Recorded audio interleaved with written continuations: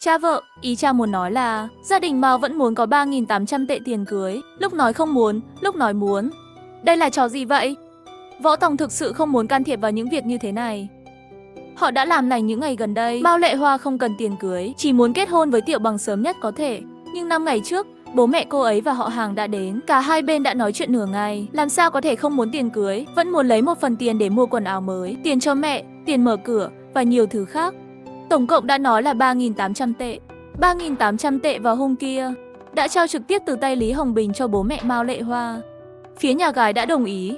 Tối ngày 27 tháng 5 âm lịch thuận lợi kết hôn, không còn tranh cãi gì nữa.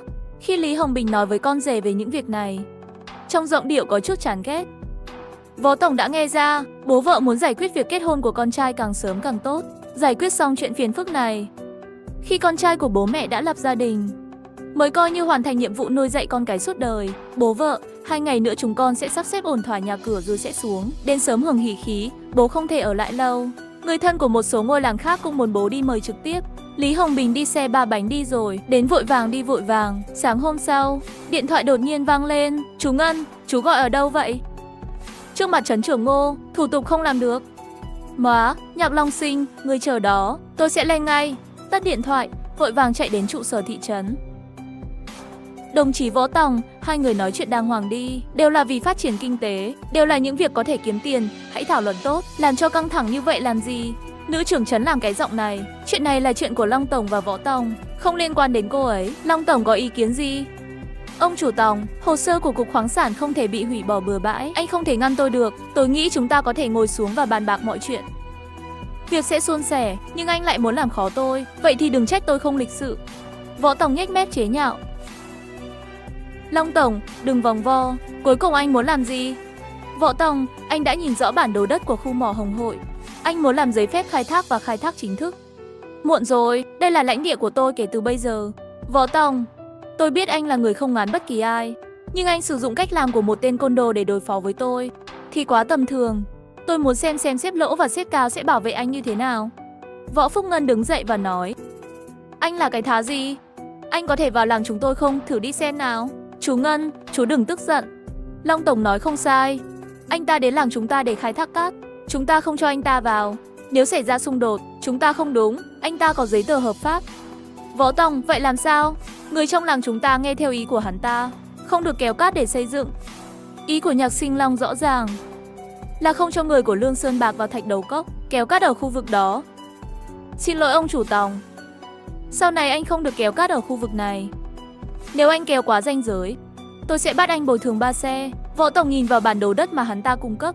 Khu mỏ Hồng Hội. Chú Ngân và Dượng, hai người về đợi tin tức. Chuyện này tôi phải tự đi một chuyến, để hai người già đi trước. Long Tổng kiên nhẫn chờ nửa ngày, đừng vui quá sớm. Nói xong câu này, rời khỏi văn phòng của trấn trưởng Ngô, lái xe máy, một chuyến đi đến văn phòng của Tô trưởng mỏ Hồng Hội. Hừ, tôi xem anh có tài năng đến đâu, có thể thu hồi giấy phép của cục mỏ. Trấn trưởng Ngô nhờ đến Võ Tòng và Tô trưởng mỏ Hồng Hội. Nhìn Long Tổng một cái, thở một hơi dài, chẳng phải chỉ là đào cát, xây dựng và kiếm tiền sao? Hợp tác tốt không được sao? Bắt buộc phải có người này không có người kia. Nhạc Sinh Long ánh mắt chán ghét nhìn nữ lãnh đạo, quay đầu ra ngoài, lái xe trở về thị trấn. Tô trưởng mỏ hiện tại là cục trưởng Cục Khoáng sản. Đây là một bước thăng tiến cao. Ngay khi mới đến, Lệ Tân đã nói với Võ Tòng, Tô Đại được chuyển đến làm cục trưởng cục mỏ. Để tìm ông ta, Võ Tòng phải đến cục mỏ Hồng Hội. Võ Tòng, đừng nhìn với ánh mắt đó, tạm giữ thăng bằng. Tôi vẫn là người của mỏ, tôi đang tìm cậu. Lão Trần từ cục mỏ huyện Hoàng Nguyên gọi điện tìm tôi, nói rằng cậu đang gây rối. Cậu muốn làm gì vậy? Võ Tòng nghĩ, làm thế nào để giải thích cho Tô Đại hiểu rõ ý mình. Lãnh đạo, anh biết chuyện này bao nhiêu? Tiểu tử, Lão Trần nói rằng tài liệu mà ông ta gửi đã bị cậu chặn lại. Cậu nhất quyết không cho người khác vào làng lấy cát sỏi. Tôi không hiểu điều này. Họ đã đưa một số tiền lớn vào làng của cậu. Tại sao cậu không muốn? Cậu kiếm ít tiền à? Nhạc Sinh Long không phải để khai thác cát sỏi mà là để khai thác ngọc vàng. Tôi chắc rằng trưởng cục mỏ biết. Loại ngọc này có giá trị lớn ở một số nơi. Tô Đại tràn đầy sự ngạc nhiên. Làng của cậu có ngọc vàng à? Cậu không đùa tôi chứ? Tô Đại, tôi có trong tay. Tôi tặng anh một miếng. Anh tìm một người đáng tin cậy để đánh giá. Tôi không mang theo hôm nay. Tô Đại tỏ ra rất nghiêm túc. Lãnh đạo trên 50 tuổi đã hiểu rõ một số vấn đề. Võ Tòng, tôi hiểu rõ suy nghĩ của cậu. Cậu không muốn làng của cậu trở thành những làng xung quanh khu mỏ. Tô Đại, tôi rất vui mừng, không cần phải giải thích nhiều. Tô Đại gật đầu. Võ Tòng, vấn đề của cậu là gì? Cậu muốn tôi làm gì? Hãy nói rõ ràng. Võ Tòng giải thích chi tiết. Tài liệu trong tay của Nhạc Sinh Long được cấp bởi Sở Khoáng sản huyện Hoàng Nguyên, cần chuyển thủ tục tại Cục Khoáng sản Hồng Hội ngăn chặn tài liệu này. Tô Đại cúi đầu một lúc, thở một hơi dài. Tô Đại, ông thở gì dài thế? Anh không đồng ý với ý kiến của tôi à? Chỉ để khai thác một số tảng đá lạnh lẽo, làm cho người trong làng tôi sống trong không khí ô nhiễm, làm cho người trong Lương Sơn Bạc suốt ngày nghĩ về việc chuyển đến một nơi khác. Võ Tòng, cậu hiểu lầm ý của tôi rồi. Khu vực khai thác mỏ rộng lớn có than, trông có vẻ giàu có, nhưng mảnh đất đó đã trở nên u ám và không còn màu xanh. Các hầm than nhỏ nối khắp nơi, mỗi năm có người chết, không chỉ có tai nạn mỏ, tranh chấp mỏ than, tranh chấp đất, cả hai bên đánh nhau, gây thương tích và chết chóc liên tục. Lương Sơn Bạc của Võ Tòng có thể trở thành một khu vực khai thác cát trên diện rộng, tranh chấp đất, tranh chấp cát, một mảnh đất u ám. Võ Tòng, cậu hãy về làm việc cho làng một cách tốt nhất.